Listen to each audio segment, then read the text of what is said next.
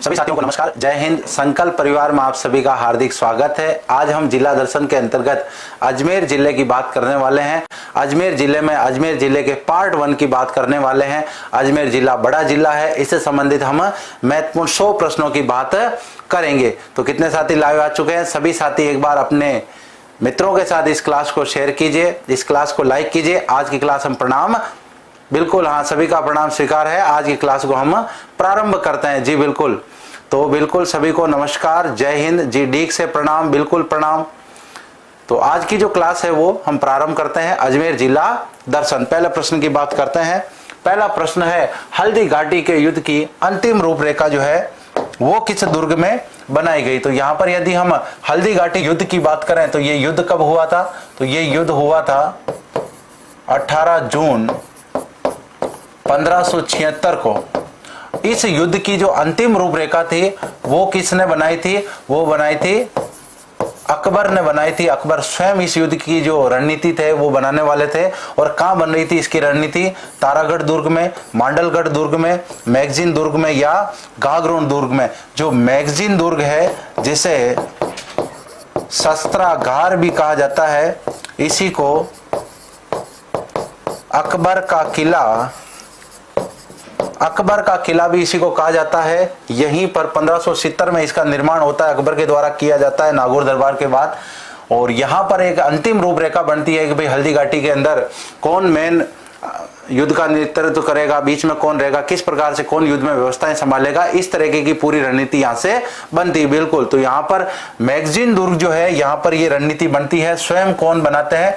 अकबर बनाते हैं। यदि मांडलगढ़ दुर्ग की बात करें तो ये वो दुर्ग है भिलवाड़ा जिले में स्थित, जिस पर प्रथम बार मुगलों ने अधिकार किया था। मेवाड़ का ऐसा वह भाग जहां पर प्रथम बार मुगलों ने अधिकार किया था। तो जो मान सिंह जी सेना लेके निकले थे अजमेर से, सबसे पहले रास्ते में आ रहा था मांडलगढ़ दुर्ग, इसके ऊपर अधिकार किया। तो ये मुगलों की मेवाड़ के प्रति प्रथम विजय थी। जी बिल्कुल, तो यहां पर मैगजीन दुर्ग की बात हो गई। नेक्स्ट प्रश्न की बात करते हैं।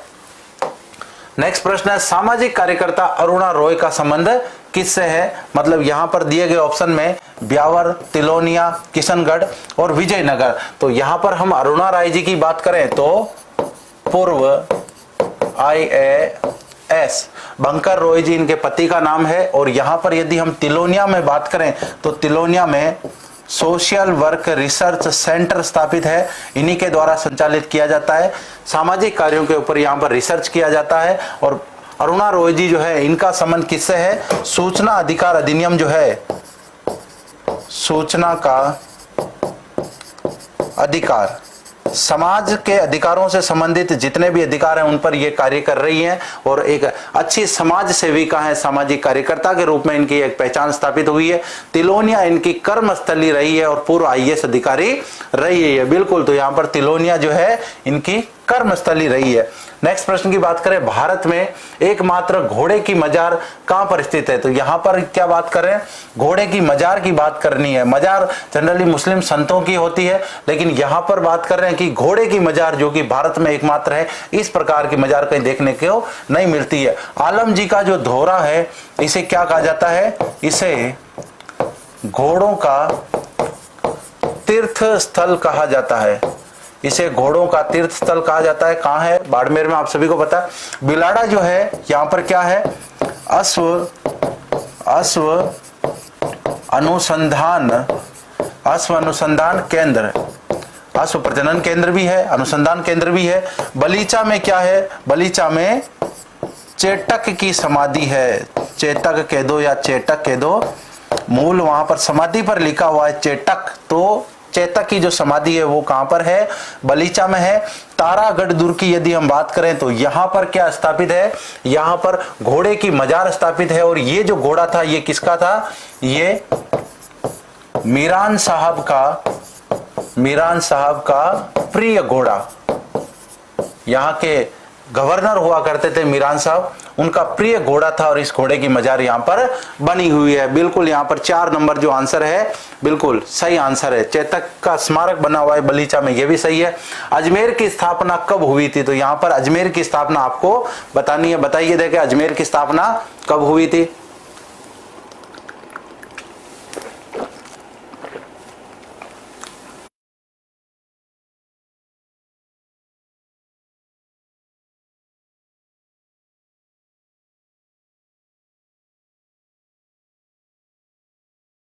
जी बिल्कुल। तो यहाँ पर हम बात करें अजमेर की स्थापना से संबंधित, तो जब अजमेर की स्थापना हुई थी तो किसके नाम से हुई थी?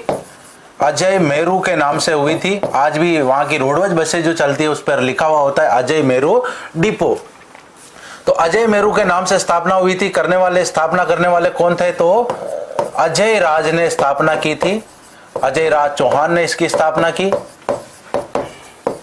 इसके बाद में हम यदि 1155 की बात करें तो 1155 में जैसलमेर की स्थापना हुई थी और राव जैसल भाटी के द्वारा की गई। 1459 की बात करें तो जोधपुर की स्थापना हुई थी, राव जोधा के द्वारा की गई। और 1559 की बात करें तो उदयपुर की स्थापना हुई थी महाराणा उदय सिंह जी के द्वारा। तो यहां पर प्रत्येक ऑप्शन से संबंधित हमने स्थापना से संबंधित फैक्ट को देखा। बिल्कुल, अजय राज जी ने 1113 में यहां पर स्थापना की। याद कैसे रखना है? 1 1 1 बराबर 3। तो यहां पर 1 1 1 3 को प्लस करेंगे यहां पर। तो बात कर रहे हैं आना सागर झील के बारे में। आना सागर झील के किनारे कौन सा बाग बना हुआ है, कौन सा उद्यान बना हुआ है जो बहुत ही फेमस है? तो यहां पर यदि हम बात करें गुलाब बाग की, तो गुलाब बाग कहां पर है? उदयपुर के अंदर है। सज्जन उद्यान भी इसे कहा जाता है। दौलत बाग की बात करें तो इसी का दूसरा नाम क्या है? सुभाष उद्यान। राम बाग की बात करें तो राम बाग कहां पर है? जयपुर के अंदर है। महाराजा राम सिंह जी सेकंड ने बनाया। बड़ा बाग है जैसलमेर में। बड़ा बाग जैसलमेर में है जहां पर भाटी शासकों की छतरियां बनी हुई है। तो यहां पर यदि हम बात करें दौलत बाग की, तो जब इसका निर्माण हुआ था तो दौलत बाग के नाम से निर्माण करवाने वाले व्यक्ति थे मुगल बादशाह जहांगीर। और उसके बाद में वर्तमान में इसको किस नाम से जाना जाता है? सुभाष उद्यान के नाम से जाना जाता है। इसका मतलब ये दौलत बाग जो है ये आना सागर झील के किनारे है और यहीं पर 12 दरी का निर्माण जो है वो साझा करवाते हैं। तो यहाँ पर दौलत बाग जो है वो सही आंसर हो जाएगा। बिल्कुल, दौलत बाग कह दो या इसको सुभाष उद्यान कह दो, एक ही बात है। बिल्कुल, जहांगीर ने इसका निर्माण करवाया था। बहुत अच्छी बात है। नेक्स्ट प्रश्न, पुष्कर स्थित ब्रह्मा जी के मंदिर का निर्माण किसने करवाया? बिल्कुल, अर्णोराज जी, जिन्हें आना जी के नाम से भी जाना जाता है। आना सागर झील का इन्होंने निर्माण करवाया। वहीं पर अभी हम बात कर रहे थे कि सुभाष उद्यान है। विग्रह राज चतुर की बात करें, इन्हें बीसल देव के नाम से भी जाना जाता था।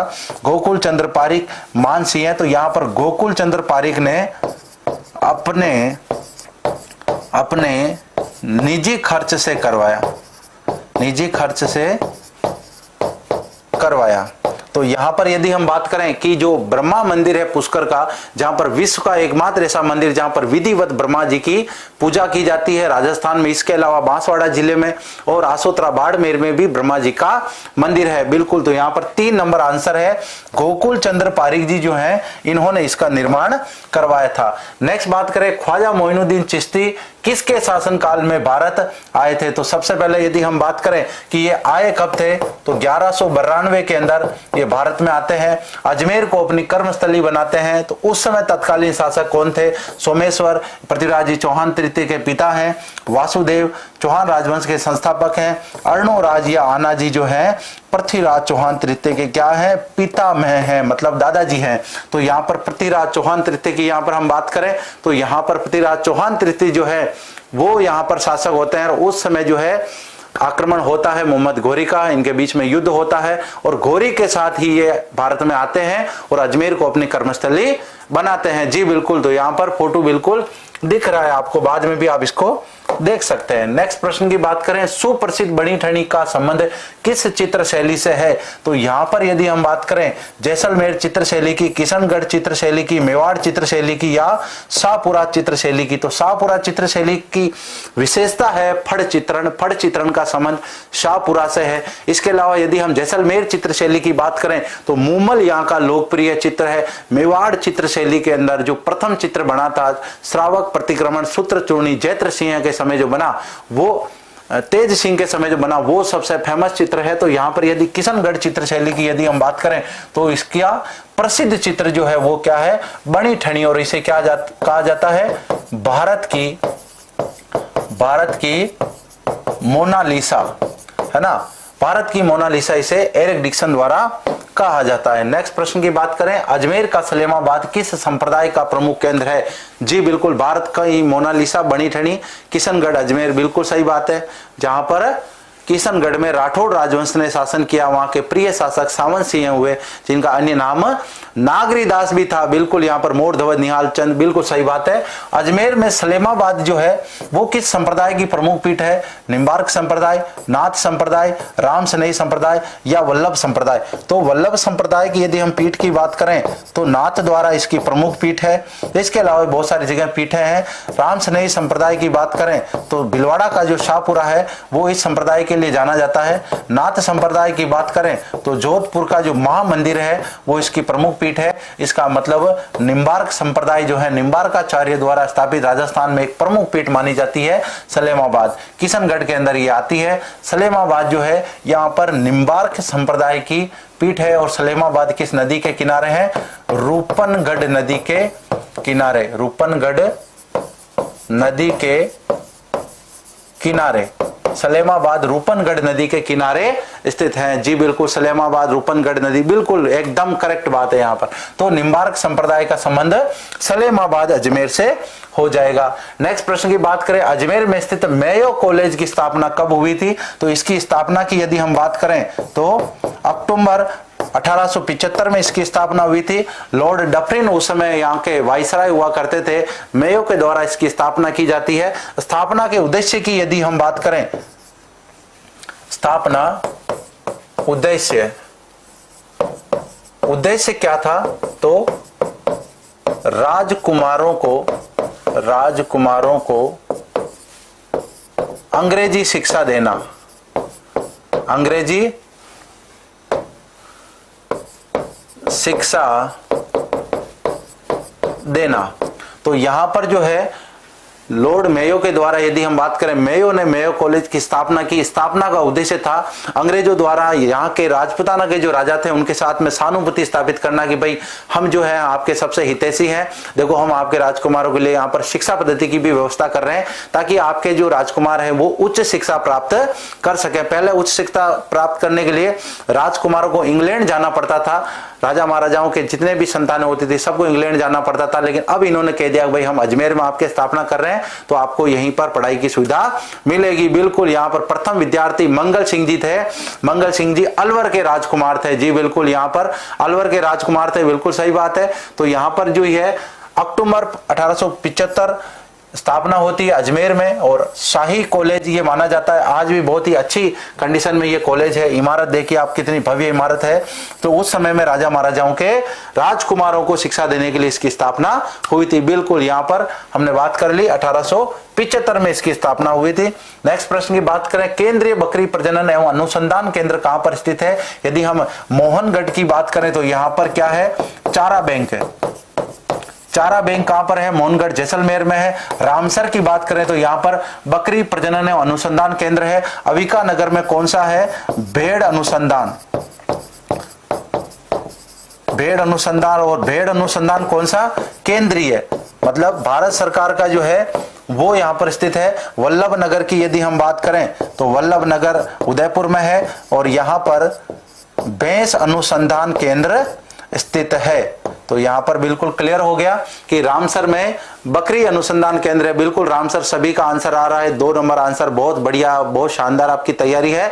बिल्कुल, तो यहां पर जो बात कर रहे हैं हम कि केंद्रीय बकरी प्रजनन अनुसंधान केंद्र की रामसर अजमेर के अंदर ये स्थापित है। नेक्स्ट प्रश्न, आतेड़ की छतरियों का संबंध किससे है? तो यहां पर यदि हम बात करें, राजस्थान के अंदर बहुत सारी छतरियां हैं जो प्रसिद्ध है। जैसे हम बात करें देवकुंड की छतरियां बीकानेर के अंदर है। क्षारबाग जो है कोटा में है, वहां पर हाड़ा शासकों की छतरियां है। इसके अलावा गेटोर की बात करें जयपुर में, वहां पर शासकों की छतरियां हैं। बिल्कुल सही बात है। रामसर, देवाराम जी सिया कह रहे हैं रामसर, बहुत अच्छी बात है। रामसर आप सभी का आंसर स्वीकार्य है। तो यहाँ पर छतरियां जो है, अधिकांश छतरियां जो है उनका संबंध राजा महाराजाओं से है। लेकिन यहाँ पर यदि हम इन छतरियों की बात करें तो जैन समुदाय के अंदर भी जो दिगंबर समुदाय है उनसे संबंधित जो है ये छतरियां है। इसका मतलब आतेड़ की छतरियां, सीधा प्रश्न एग्जाम में आया हुआ है, आतेड़ की छतरियां किस जिले में है? तो आतेड़ की छतरियां अजमेर जिले में है। संबंध किससे है? दिगंबर समुदाय जो है, जैनों में जो दिगंबर समुदाय होते हैं, नग्न महाराज जो होते हैं, उनसे संबंधित ये छतरियां हैं। बिल्कुल आतेड़ की छतरियां। नेक्स्ट प्रश्न की बात करें, निम्न में से किस झील जलाशय का संबंध अजमेर से नहीं है? नारायण सागर की बात करें, बिल्कुल अजमेर की एक प्रमुख परियोजना है अजमेर में, बहुत प्रसिद्ध है नारायण सागर। आना सागर की बात करें अर्णोराज ने निर्माण करवाया। शिव सागर की बात करें बिल्कुल। यहाँ पर किशोर सागर की यदि हम बात करें तो किशोर सागर कहां पर है? किशोर सागर कोटा में है। और यहाँ पर किशोर सागर के अंदर कौन सा महल है? जग मंदिर, जग मंदिर जल महल। यहां पर जल महलों की बात करें तो जग मंदिर और जग निवास पैलेस जो है वो पिछोला झील में स्थित है, लेकिन यहां पर सिसोदिया रानी के कहने पर वहां पर किशोर बाग के अंदर इनका निर्माण होता है। तो जो जग मंदिर है वो कोटा के अंदर है और किशोर सागर जो है वो वहां पर एक प्रमुख झील है। इसका मतलब ये जल महल हो गए यहाँ पर, बिल्कुल सही। नेक्स्ट प्रश्न, अजमेर के जिला शुभंकर की बात करनी है। अजमेर का जिला शुभंकर क्या है? तो यहाँ पर यदि हम मरु लोमड़ी की बात करें, लोकी भी इसे कहा जाता है। बाड़मेर का जिला शुभंकर है ये, बाड़मेर। बाकी यदि बात करें तो सवाई माधोपुर,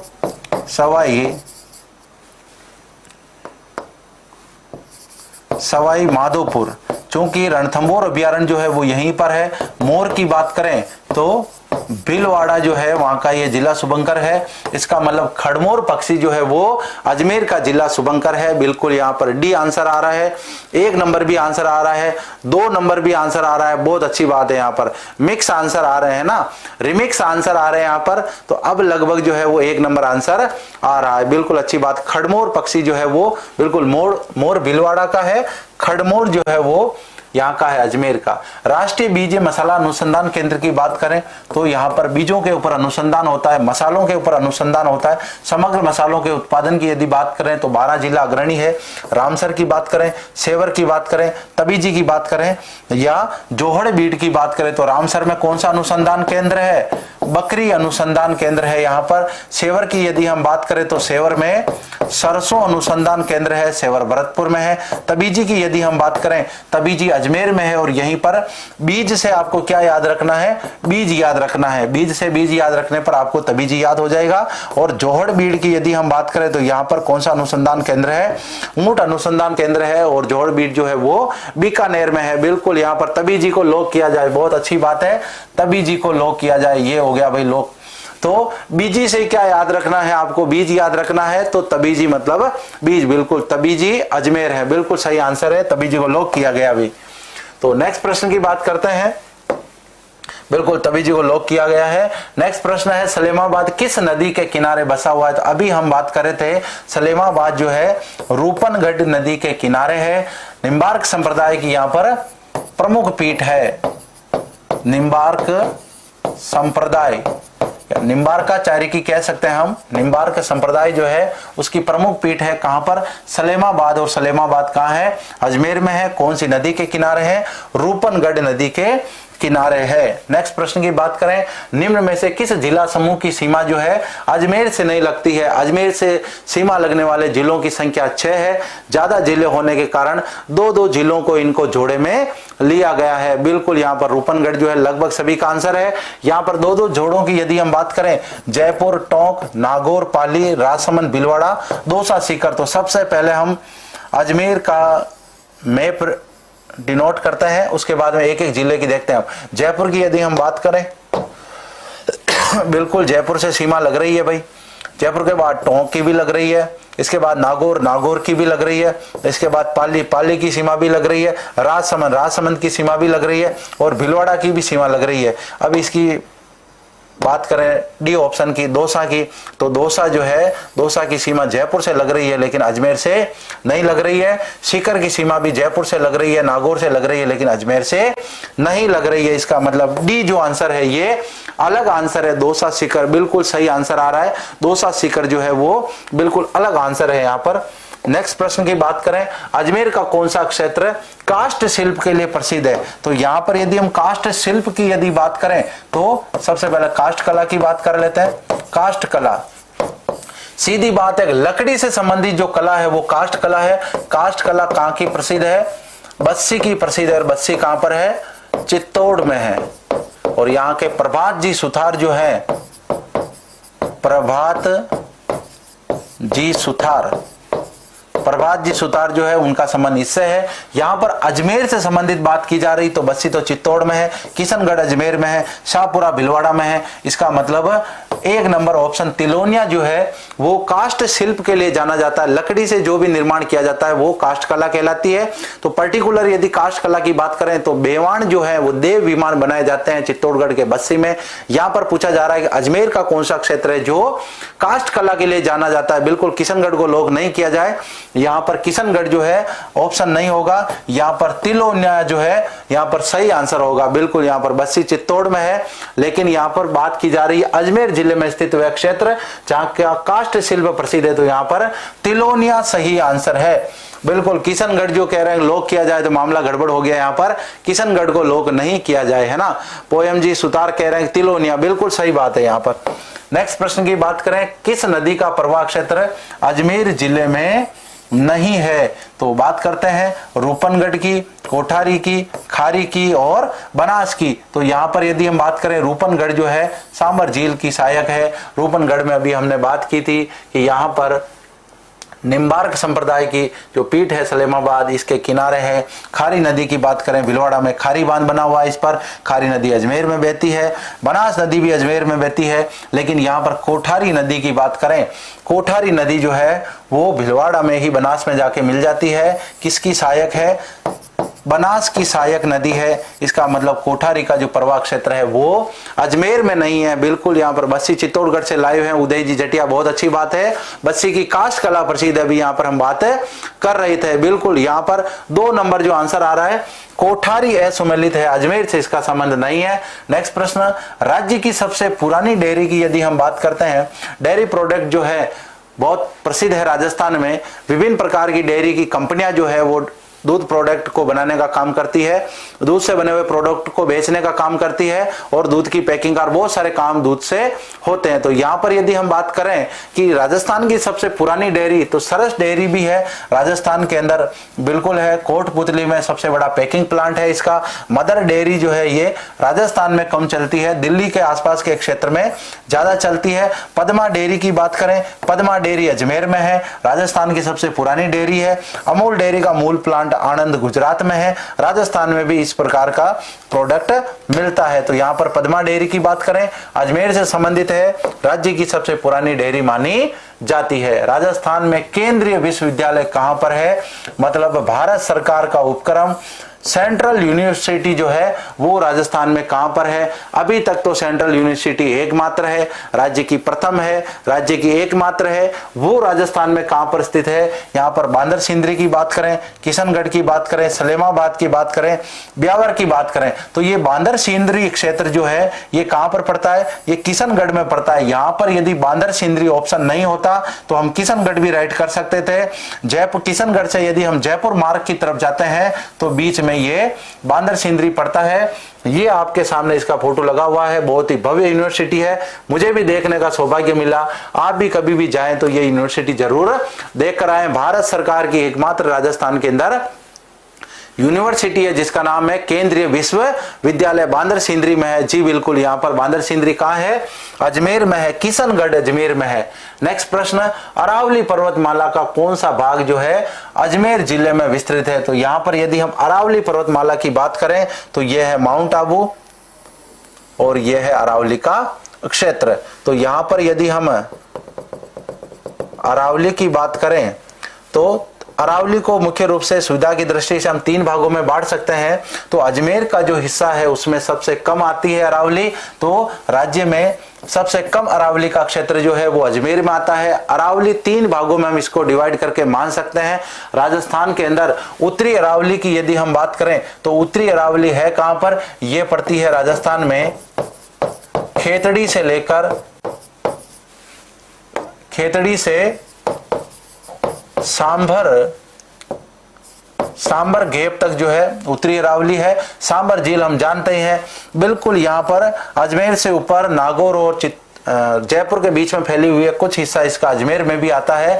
मध्य अरावली की यदि हम बात करें तो अजमेर में ये अरावली विस्तृत है। राज्य में सबसे कम अरावली का विस्तार कहां पर है? इस जिले में है, अजमेर में। तो यहां पर लिख लेते हैं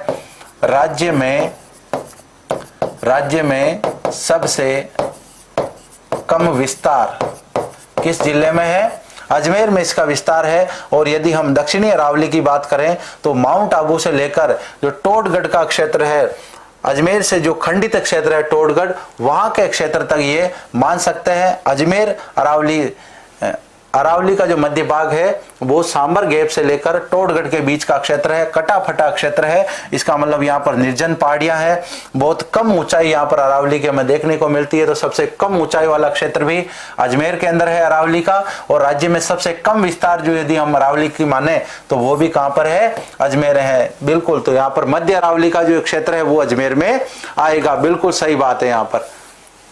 नेक्स्ट प्रश्न की बात करते हैं, निम्न में से किस दुर्ग का संबंध अजमेर जिले से नहीं है? तो यहां पर बात करें तारागढ़ दुर्ग जो है, इसका अन्य नाम क्या है? अजय मेरू दुर्ग, क्योंकि तारागढ़ जो है वो कहां पर है? तारागढ़ एक बूंदी में भी है। तारे की आकृति की पहाड़ी पे बना होने के कारण से तारागढ़ कहा जाता है। ये तारागढ़ जो है अजमेर वाला तारागढ़ है। टोडगढ़ की बात करें, कर्नल जेम्स टोड के समय इसका निर्माण हुआ था। रावली टोडगढ़ क्षेत्र में ये पड़ता है। मांडलगढ़ की यदि हम बात करें तो मांडलगढ़ भीलवाड़ा जिले में पड़ता है। मुगलों द्वारा मेवाड़ के विरुद्ध महाराणा प्रताप के विरुद्ध जीता गया प्रथम किला ये माना जाता है। अकबर के किले की यदि हम बात करें तो इसको मैगजीन दुर्ग के नाम से भी जाना जाता है। इसका मतलब मांडलगढ़ का जो किला है, मांडलगढ़ दुर्ग जो है वो अजमेर में नहीं है, भीलवाड़ा में है। बिल्कुल अजमेर की सीमा समाप्त होते ही जैसे भीलवाड़ा जिले में एंट्री करते हैं, सबसे पहले जो दुर्ग आता है ये वही दुर्ग आता है और ये वो मांडलगढ़ दुर्ग है, बिल्कुल। नेक्स्ट प्रश्न की यहाँ पर बात करते हैं, लूणी नदी का उद्गम कहां से होता है? बात करें घोगुंदा की, खमनोर की, वेरों के मठ की या नाग पहाड़ की, तो यहाँ पर लूणी का जो उद्गम है वो किस क्षेत्र से होता है? बिल्कुल मांडलगढ़। सभी का आंसर स्वीकार्य है, बिल्कुल लगभग सभी ने आंसर दे दिया है। नेक्स्ट प्रश्न पर आप आ जाइए, लूणी नदी की हमें बात करनी है, इसका उद्गम कहां से होता है? तो यदि हम घोगुंदा की पहाड़ियों की बात करें तो यहां से बेड़स नदी का उद्गम होता है। खमनोर की यदि हम बात करें तो यहां से बनास नदी का उद्गम होता है। वेरों के मठ से छोटी गोमती नदी का उद्गम होता है, छोटी गोमती नदी। और इसी छोटी गोमती नदी पर क्या बनी हुई है? राजसमंद झील इसी पर बनी हुई है। राजसमंद झील जो है वो इसी पर बनी हुई है, महाराणा राज सिंह जी ने बनाई। बड़ी गोमती नदी जो है वो उदयपुर में प्रवाहित होती है और उसके ऊपर जो झील बनी हुई है वो है जयसमंद झील। महाराणा जय सिंह ने उसका निर्माण करवाया था, जय सिंह जी ने उनका निर्माण करवाया। तो ये वेरों का मठ जो है ये कुंभलगढ़ दुर्ग के आसपास का क्षेत्र है जहां से छोटी गोमती नदी का उद्गम होता है। नागपाड़ जो है अजमेर में है, यहां से लूणी नदी का उद्गम होता है और यहां पर इसके आसपास इस नदी को किस नाम से जाना जाता है? सागरमती। सागरमती के नाम से यहां पर जाना जाता है। साबरमती नदी अलग है, सागरमती नदी अलग है। सागरमती लूणी का नाम है जो अजमेर में इसको इस नाम से पुकारा जाता है। और यहाँ पर महाकवि कालिदास की बात करें तो उन्होंने इसे अंत्य सलीला के नाम से भी पुकारा था। बिल्कुल बालोतरा के यहाँ पानी खारा हो जाता है, बिल्कुल सही बात है।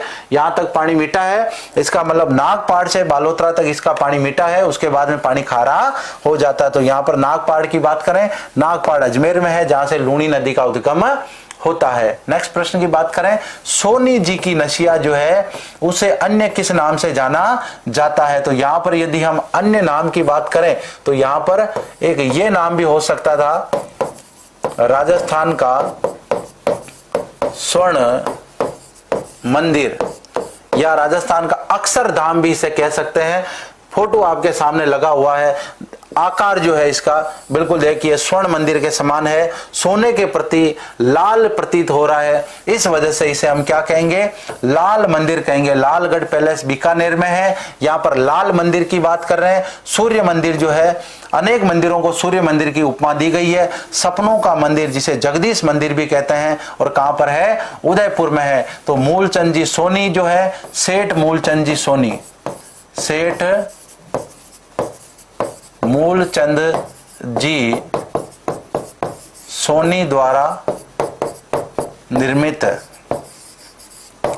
तो सेठ मूलचंद जी सोनी ने इसका निर्माण करवाया, इसी वजह से इसका नाम क्या पड़ गया? सोनी जी की नशिया पड़ गया। लेकिन इसे राजस्थान का अक्षरधाम भी कहा जाता है, राजस्थान का स्वर्ण मंदिर भी इसे कहा जाता है। और यदि यहाँ पर अकॉर्डिंग टू ऑप्शन यदि हम इसके अन्य नाम की बात करें तो इसका रंग या देखने में ये लाल प्रतीत होता है, इस वजह से हम इसे लाल मंदिर भी कहते हैं। जी बिल्कुल, रेड टेम्पल कहते हैं। बिल्कुल पहली बार सुना है। तो इस प्रकार के बहुत सारे फैक्ट जो हैं वो आपको मिलते रहेंगे। बिल्कुल, ये तो दे रखा है पुस्तकों में, पहली बार कैसे सुना।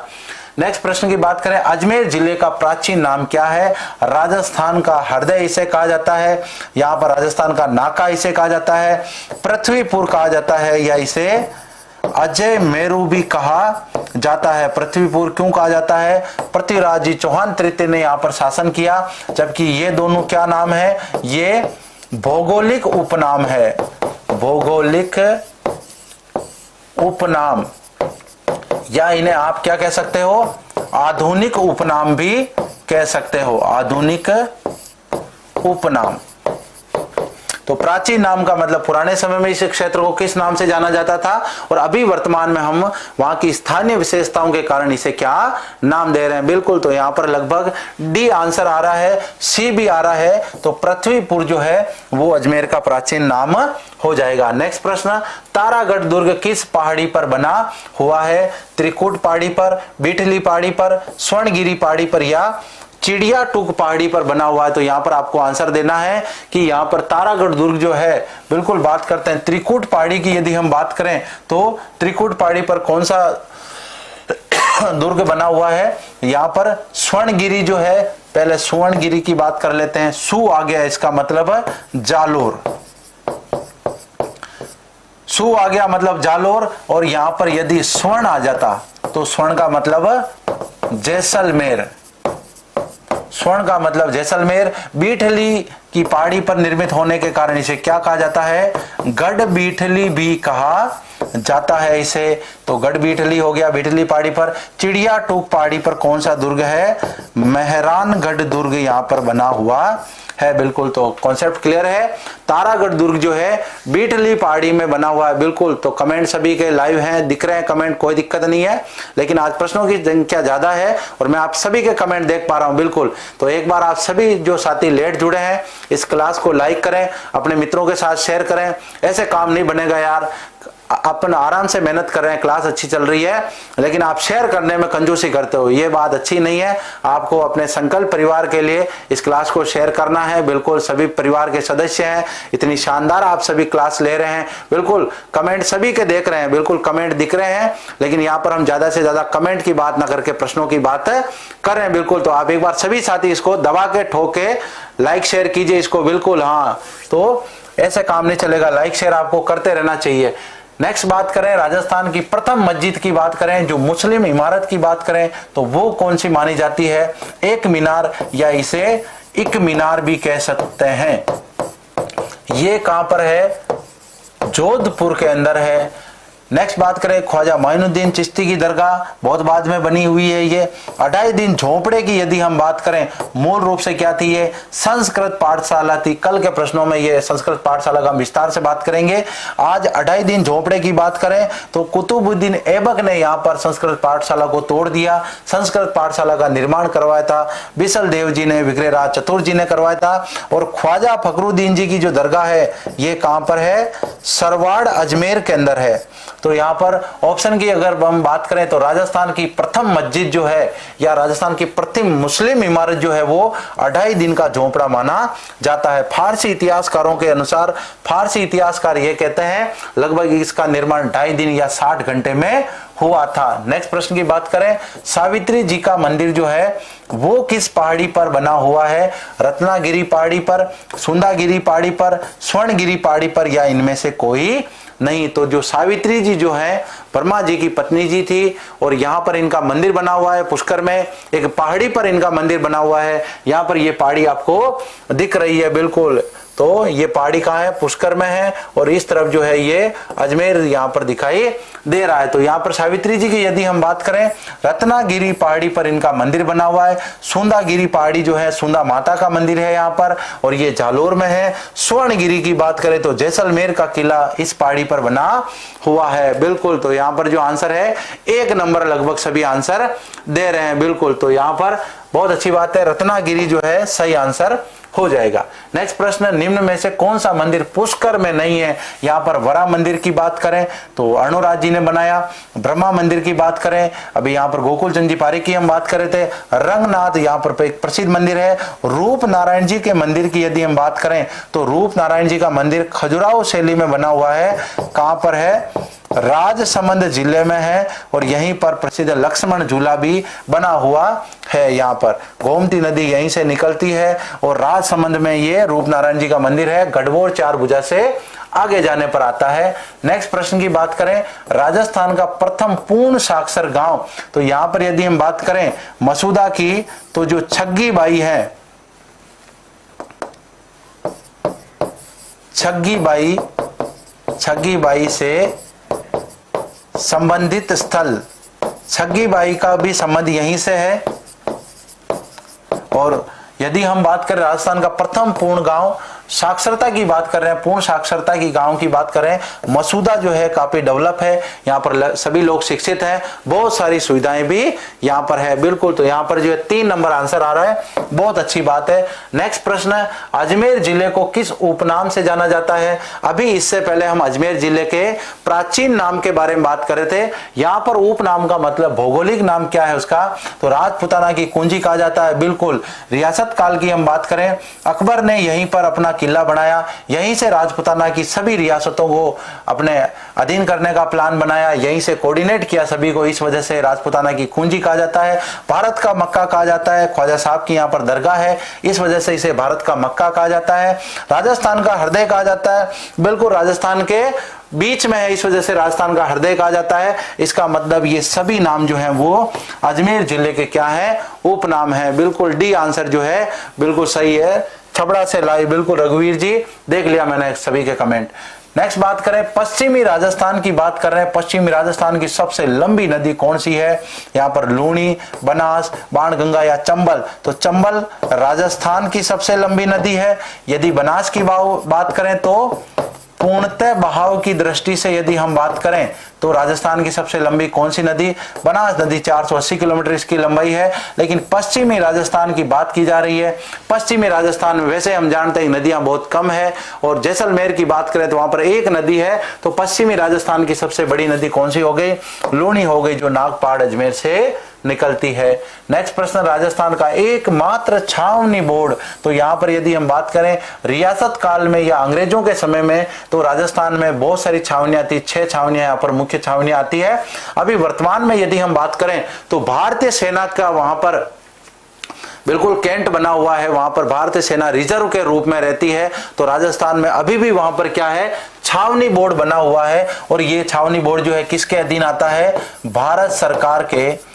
और भारत सरकार के अंदर भी यदि हम बात करें तो किस मंत्रालय के अधीन? रक्षा मंत्रालय के अधीन आता है। तो इसका मतलब छावनी के ऊपर पूरा नियंत्रण किसका है? भारत सरकार का नियंत्रण है। नसीराबाद में ये छावनी बोर्ड स्थापित है। बिल्कुल, यहाँ पर 1857 की क्रांति जो है राज्य में सबसे पहले यहीं से प्रारंभ हुई थी। नेक्स्ट प्रश्न की बात करते हैं, किस शहर में बादशाह का मेला आयोजित होता है? बिल्कुल कमेंट कीजिए, देखें बादशाह का मेला कब आयोजित होता है, कहां पर आयोजित होता है, अभी बात करते हैं इसकी।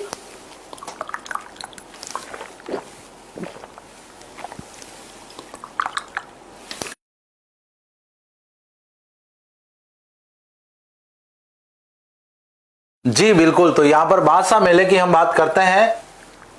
बादशाह मेला जो है वो कहां पर भरता है? ब्यावर से भरता है। इस मेले का संबंध किससे है? टोडरमल से है। टोडरमल किससे संबंधित है? अग्रवाल जाति से संबंधित है। और यहां पर बादशाह का जो मेला है ये कब लगता है? ये धुलंडी के दूसरे दिन लगता है। दुल्हंडी के दूसरे दिन लगता है। इसका मतलब अभी हाल ही में इस मेले का आयोजन हुआ है। और कहां पर है? ये ब्यावर में है। टोडरमल का संबंध ब्यावर से बताया जाता है। बादशाह की सवारी निकलती है, बीरबल नृत्य यहां पर किया जाता है। नेक्स्ट प्रश्न की बात करें, किस शासक का शासनकाल किशनगढ़ चित्र शैली का क्या कहा जाता है? स्वर्ण युग माना जाता है। सावन सिंह जी का अन्य नाम क्या था? नागरी दास था। अंत समय में इन्होंने राजपाट त्याग दिया, स्वयं को भगवान कृष्ण को समर्पित कर दिया, स्वयं का नाम नागरीदास रख लिया। पूर्व में शासक जब थे तो इनका नाम था सावन सिंह। इनकी प्रेमिका का नाम क्या था? बणी ठणी। बणी ठणी इनकी प्रेमिका का नाम था। इसका चित्र किसने बनाया? मोर ध्वज। मोर ध्वज निहाल चंद ने इसका चित्र बनाया था। राजस्थान की मोनालिसा, भारत की मोनालिसा इसे कहा जाता है। मान सिंह जी यहाँ के शासक थे। इनके पिता का नाम रूप सिंह था। इन्हीं की बहन थी चारुमती, जिसे विवाह किसने कर लिया? राज सिंह जी ने कर लिया। संग्राम सिंह जी भी शासक रहे। तो यहाँ पर सावन सिंह जी जो है, इनका समय किशनगढ़ चित्रशैली का स्वर्ण युग माना जाता है। पुष्कर मेले की बात करते हैं, राजस्थान का सबसे रंगीन मेला। इस मेले के बारे में कौन सा कथन जो है वो सत्य नहीं है, इसका मतलब असत्य है। पहले कथन की बात करते हैं, राजस्थान का सबसे रंगीन मेला, बिल्कुल रंगीलो मारो राजस्थान, तो ये सबसे रंगीन मेला है। नेक्स्ट बात करें, इस मेले पर 2007 में डाक टिकट जारी किया गया, बिल्कुल सही बात है, डाक टिकट इस पर जारी हुआ है। मेला कार्तिक अमावस्या को भरता है, बिल्कुल सही बात है। इस मेले में सर्वाधिक ऊंटों की बिक्री होती है। तो बताइए देखें कौन सा तथ्य जो वो असुमेलित है? बिल्कुल नागरीदास जी जो है वृंदावन चले गए थे, राजपाट सभी त्याग दिया उन्होंने, वृंदावन चले गए, अंत समय में भगवान श्री कृष्ण की भक्ति की और नागरीदास के नाम से प्रसिद्ध हुए। बिल्कुल, तो यहाँ पर 3 नंबर ऑप्शन आ रहा है, बिल्कुल सही बात है। यहाँ पर ये जो अमावस्या दे रखा है, इसका मतलब यहाँ क्या होना था? पूर्णिमा होना था। कार्तिक पूर्णिमा को यहाँ पर मेला लगता है, बिल्कुल सही बात। नेक्स्ट प्रश्न, पृथ्वीराज चौहान तृतीय के घोड़े का नाम क्या था? भाई साहब ये नाट्यरंभा नाम इसका मिलता है। ऐसा कहा जाता है कि पृथ्वीराज जी तो युद्ध करना चाहते थे तराइन के दूसरे युद्ध में, लेकिन ये नाट्यरंभा था घोड़ा, इसको नाचने का बहुत शौक था। उधर से किसी ने ढोल बजा दिया, घोड़ा नाचने लग गया, तो वहां पर पृथ्वीराज जी युद्ध नहीं कर पाए। एक प्रकार से इतिहासकारों ने एक नाकामी को छुपाने के लिए घोड़े को दोष दे दिया, बाकी घोड़े की कोई इसे गलती नहीं थी। चेतक की यदि हम बात करें, महाराणा प्रताप जी का ये घोड़ा हुआ करता था और प्रिय घोड़ा था महाराणा प्रताप जी का। केसर कालमी की यदि हम बात करें तो ये घोड़ी थी।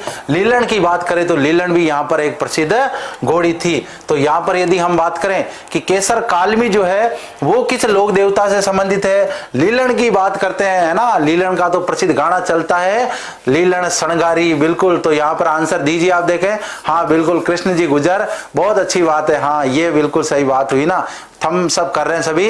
बिल्कुल, एक बार सभी साथी जितने भी लाइव देख रहे हैं इस क्लास को लाइक कीजिए और इसके बाद में आप अपने मित्रों के साथ शेयर कीजिए। दबा के ठोक के आपको लाइक शेयर करना है, हाँ धमाधम करना है। बिल्कुल, केसर कालमी पाबू जी, लीलन तेजा जी, बिल्कुल लीलन श्रृंगारी। तो यहाँ पर तेजा जी जो महाराज हैं उनकी घोड़ी का नाम लीलन, केसर कालमी जो है पाबू जी की प्रिय घोड़ी थी। और कहां से प्राप्त की थी केसर कालमी को? बिल्कुल, तो ये प्रिय घोड़ी है केसर कालमी को। केसर कालमी जो इन्हीं की वजह से बाबूजी जो है विवाह को बीच में ही छोड़ देते हैं, तो इनके फेरे अधूरे रह जाते हैं। बिल्कुल यहाँ पर सही बात है। तो नाट्यरंभा जो है पृथ्वीराज जी का प्रिय घोड़ा था। नेक्स्ट बात करें, आना सागर झील का निर्माण किस शासक के द्वारा करवाया गया? तो आना जी जो थे वो अर्णोराज जी का क्या है, एक अन्य नाम है। प्यार से इन्हें लोग क्या कहते थे? आना जी कहते हैं। भाई प्यार से लोग कुछ भी कह सकते हैं, तो इनको आना जी कहते थे। अर्णोराज जी इनको कहते थे, मूल नाम अर्णोराज जी था। आना जी इनको लोग प्यार से कहते थे। इन्होंने आना सागर झील का निर्माण करवाया और यहीं पर दौलत बाग सुभाष उद्यान है जिसका ये फोटो आपको दिख रहा है। बिल्कुल सही बात। नेक्स्ट प्रश्न, हिंदुस्तान मशीन टूल्स HMT जिसकी स्थापना अजमेर में हुई किस देश के सहयोग से हुई? कनाडा के सहयोग से, अमेरिका के, रूस के या चेकोस्लाविया? तो चेकोस्लाविया जो है उसके सहयोग से इसकी स्थापना हुई। और यहाँ पर क्या बनती थी?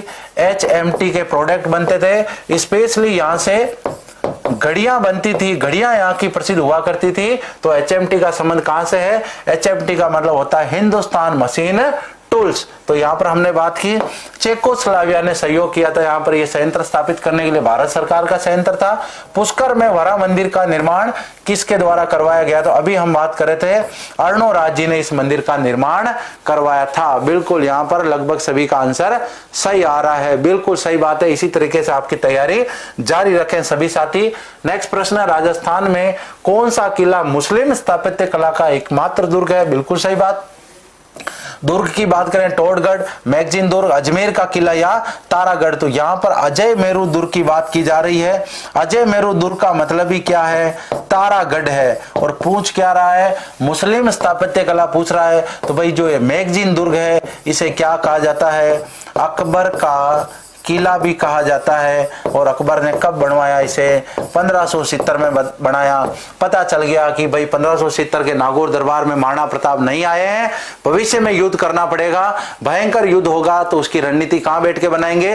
तो एक शस्त्रागार बना दिया यहाँ पर, जिसे अकबर का दौलत खाना कहा जाता है, अकबर का शस्त्रागार कहा जाता है। वर्तमान में यहाँ पर म्यूजियम संचालित है, इसे मैगजीन दुर्ग भी कहा जाता है। बिल्कुल ये फोटो आपके सामने बना हुआ, ये मुस्लिम शैली में बना हुआ राजस्थान का एकमात्र दुर्ग है।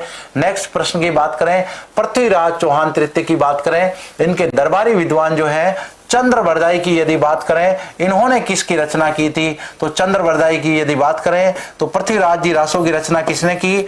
जयानक ने इसकी रचना की। इसमें पृथ्वीराज जी के जीवन से संबंधित घटनाओं का वर्णन है, इसमें तराइन के दूसरे युद्ध का वर्णन नहीं दे रखा। ये सबसे ऑथेंटिक प्रमाणिक जो स्रोत है ये पृथ्वीराज जी से संबंधित है।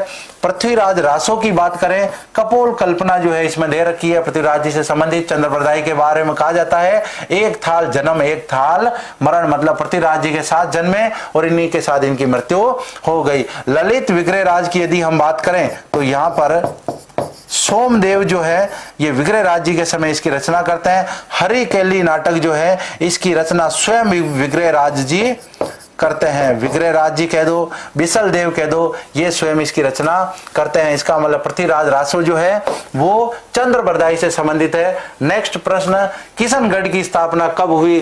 बिल्कुल यहाँ पर आंसर दीजिए, आप देखें बिल्कुल सभी के आंसर कमेंट अच्छे आ रहे हैं, बिल्कुल देख पा रहा हूं मैं सभी के कमेंट। तो यहाँ पर बात कर रहे हैं किशनगढ़ की स्थापना की बात कर रहे हैं, कब स्थापना हुई थी? तो यहाँ पर यदि हम बात करें कि 1939, तो इस समय हुई थी प्रजा मंडल की स्थापना।